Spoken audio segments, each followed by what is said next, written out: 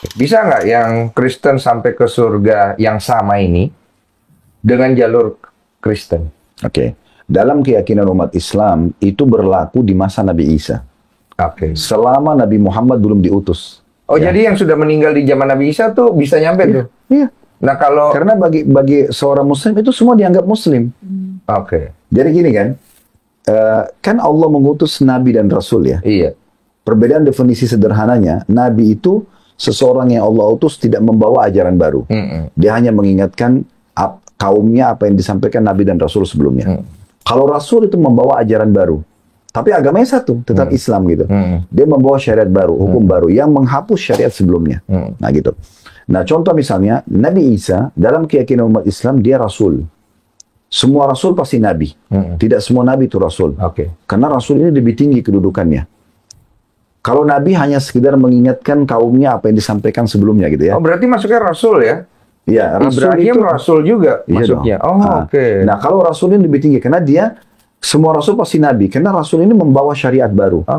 Dari 124.000 Nabi yang Allah utus, itu 313 Rasul. Sedikit sekali Rasul itu.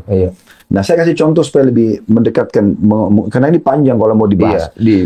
Nabi Isa alaihissalam adalah seorang Rasul dalam keyakinan seorang Muslim. Artinya dengan datangnya Nabi Isa dan turunnya Injil, syariat Nabi Musa dihapus. Taurat diyakini pernah turun, Nabi Musa pernah diutus, tapi tidak berlaku lagi isi Taurat. Karena sudah dihapus oleh Injil. Itulah fungsi Rasul.